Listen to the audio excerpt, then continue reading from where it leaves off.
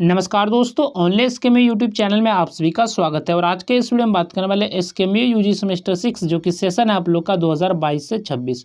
और आज के इस वीडियो में हम लोग कवर करने वाले जो कि आपका मेजर पेपर 14 है, सब्जेक्ट आपका इकोनॉमिक्स। तो इसके हम लोग सेट 2 के बारे में बात करने वाले हैं।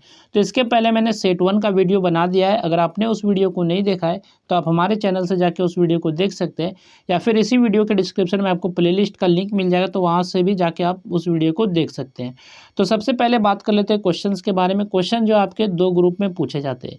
ग्रुप ए में आपका वेरी शॉर्ट क्वेश्चन और शॉर्ट क्वेश्चन पूछा जाता है, और ग्रुप बी में आपका लॉन्ग क्वेश्चन पूछा जाता है। तो आपको जो तैयार करना है, शॉर्ट क्वेश्चन और लॉन्ग क्वेश्चन को अच्छे ढंग से तैयार करना है। तो सबसे पहले बात करेंगे 1 का जो ए नंबर क्वेश्चन है, जो कि वेरी शॉर्ट क्वेश्चन है। What is population growth? जनसंख्या वृद्धि क्या है?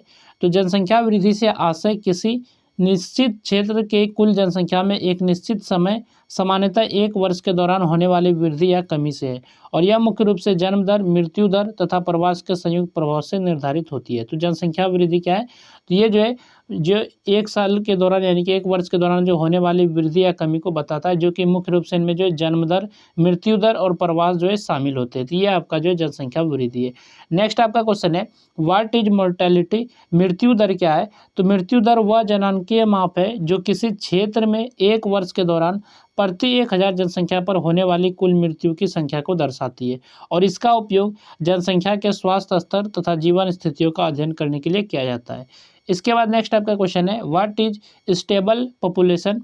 स्थिर जनसंख्या क्या है? तो स्थिर जनसंख्या वह जनसंख्या है जिसमें जन्म दर और मृत्यु दर लंबे समय तक स्थिर रहती है तथा आयु संरचना में बहुत कम परिवर्तन होता है। ऐसी जनसंख्या निश्चित दर से बढ़ती है और उसकी संरचना लगभग समान बनी रहती है। इसके बाद नेक्स्ट आपका क्वेश्चन है, व्हाट इज रजिस्ट्रेशन मेथड? पंजीकरण विधि क्या है? तो पंजीकरण विधि जनांकीय आंकड़े एकत्र करने की वह प्रणाली है जिसमें जन्म, मृत्यु, विवाह, तलाक तथा अन्य महत्वपूर्ण घटनाओं का नियमित रूप से सरकारी अभिलेखों में पंजीकरण किया जाता है, और यह जनसंख्या संबंधी सही और निरंतर जानकारी उपलब्ध कराती है। नेक्स्ट आपका क्वेश्चन है, व्हाट इज अर्बनाइजेशन? नगरीकरण क्या है? तो नगरीकरण वह प्रक्रिया है जिसमें ग्रामीण क्षेत्रों की जनसंख्या रोजगार, शिक्षा तथा बेहतर सुविधाओं की खोज में शहरों की ओर स्थानांतरित होती है। इसके परिणाम स्वरूप शहरी जनसंख्या और नगरों का विकास निरंतर बढ़ता है। ये आपका नगरीकरण है। इसके बाद यहाँ से आपके शॉर्ट आंसर टाइप क्वेश्चन शुरू होते हैं, यानी कि शॉर्ट क्वेश्चन शुरू होते हैं। तो क्वेश्चन नंबर 2 जो कि आपका शॉर्ट क्वेश्चन है, explain the optimum theory of population? जनसंख्या के अनुकूलतम सिद्धांत की व्याख्या कीजिए। तो जनसंख्या का जो अनुकूलतम सिद्धांत है, यानी कि ऑप्टिमम थ्योरी ऑफ पॉपुलेशन जो है, ये जो जनसंख्या का अनुकूलतम सिद्धांत का प्रतिपादन जो है प्रसिद्ध अर्थशास्त्री एडविन कैनन ने किया था। तो किसने ये सिद्धांत दिया था? तो एडविन कैनन ने। और इस सिद्धांत के अनुसार किसी देश के लिए जनसंख्या की एक ऐसी आदर्श या उपयुक्त मात्रा होती है जिस पर उपलब्ध प्राकृतिक संसाधनों, पूंजी, तकनीक तथा श्रम का सर्वोत्तम उपयोग होता है, और प्रति व्यक्ति आय सबसे अधिक होती है, और इसी स्थिति को अनुकूलतम जनसंख्या कहा जाता है। यानी कि जितना भी जनसंख्या, अगर सभी आदमी जो है अच्छे से रहना रह रहे और संसाधन, पूंजी, सभी चीज़ें आप अच्छे से, और आय जो उनकी अधिक है, तो ये चीज़ें आपका स्थिति जो होता है अनुकूलतम जनसंख्या कहा जाता है।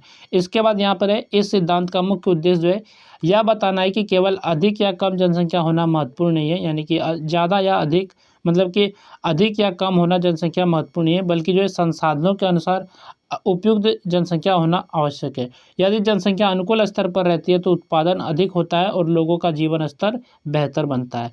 अनुकूलतम सिद्धांत की मुख्य बातें, तो कुछ मुख्य बातें अनुकूलतम सिद्धांत के, यानी कि ऑप्टिमम थ्योरी के।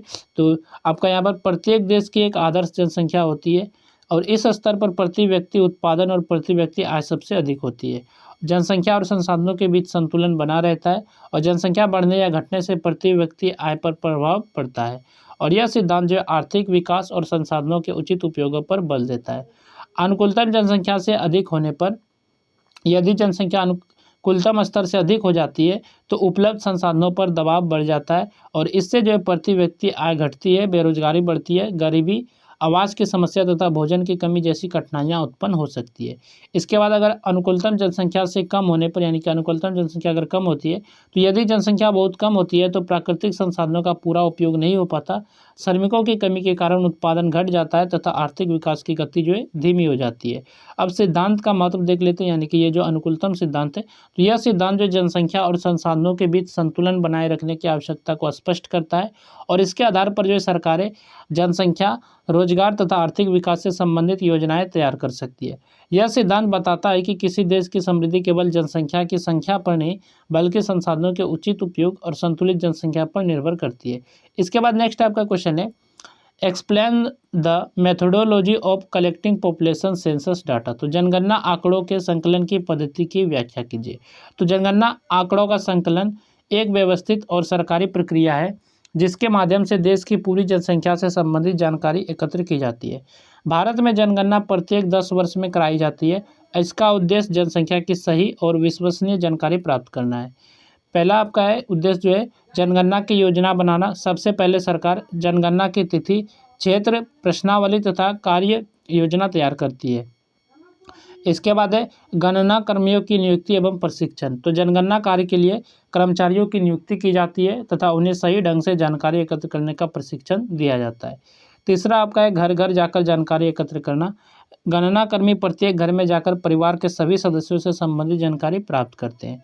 प्रश्नावली भरना, यानी कि आयु, लिंग, शिक्षा, व्यवसाय, वैवाहिक स्थिति, धर्म, भाषा तथा अन्य आवश्यक विवरण निर्धारित प्रपत्र में दर्ज किए जाते हैं।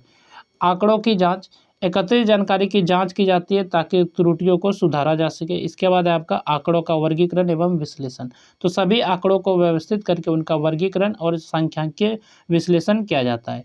इसके बाद है परिणाम प्रकाशित करना। अंत में जो जनगणना रिपोर्ट प्रकाशित की जाती है जिसका उपयोग सरकार विकास योजनाएं बनाने, जनसंख्या नीति तैयार करने तथा सामाजिक और आर्थिक कार्यक्रमों के लिए करती है। इसके बाद यहाँ से आपका ग्रुप बी सेक्शन शुरू होता है जिसमें कि लॉन्ग आंसर टाइप क्वेश्चन है, यानी कि लॉन्ग क्वेश्चन है। तो लॉन्ग क्वेश्चन पे चलने से पहले बात कर लेते हैं पीडीएफ के बारे में। आप लोग पीडीएफ कैसे डाउनलोड कर सकते हो। तो पीडीएफ का जो डाउनलोड लिंक है वो वीडियो के डिस्क्रिप्शन में दिया गया है। तो आप वहाँ से जैसे क्लिक करेंगे लिंक पे तो आप वेबसाइट पे रिडायरेक्ट हो जाएंगे और वहाँ पे आपको क्वेश्चंस देखने को मिलेगा।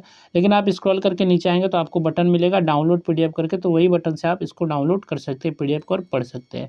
तो क्वेश्चन नंबर 4 जो कि आपका लॉन्ग क्वेश्चन है, explain the meaning, components and measurement of population growth. जनसंख्या वृद्धि के अर्थ, घटकों एवं मापन की विस्तार से व्याख्या कीजिए। ये क्वेश्चन नंबर आपका 4 है। नेक्स्ट आपका क्वेश्चन है, define mortality and explain it's concept, measurement and factors responsible for its decline. तो मृत्यु दर की परिभाषा दीजिए तथा इसकी अवधारणाओं, मापन एवं इसमें कमी के लिए उत्तरदायी कारकों की व्याख्या कीजिए। तो ये आपको बताना है।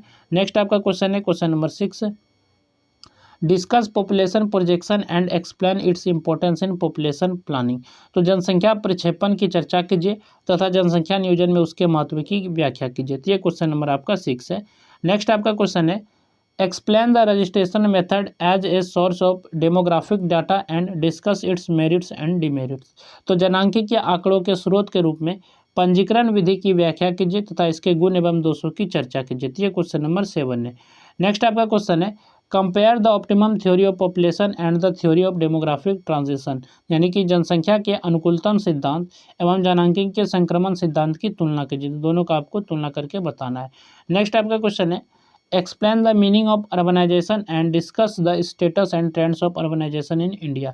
तो नगरीकरण का अर्थ स्पष्ट कीजिए तथा भारत में नगरीकरण की स्थिति एवं प्रवृत्ति की चर्चा कीजिए। ये क्वेश्चन नंबर 9 था। तो ये आपका सेट 2 था, मेजर पेपर 14 जो कि सब्जेक्ट था आपका इकोनॉमिक्स, और ये वीडियो था यूजी सेमेस्टर 6 सेशन 2022 से 26 के लिए। तो आप लोग जो है पीडीएफ डाउनलोड कर लीजिएगा, वीडियो के डिस्क्रिप्शन में लिंक दिया गया है, और पहले के वीडियो नहीं देखे तो उसका भी प्लेलिस्ट का जो लिंक है वीडियो के डिस्क्रिप्शन में दिया गया है, या फिर चैनल से जाके अभी आप देख सकते हैं। तो चलिए फिर मिलते हैं नेक्स्ट वीडियो में। इस वीडियो में बस इतना ही।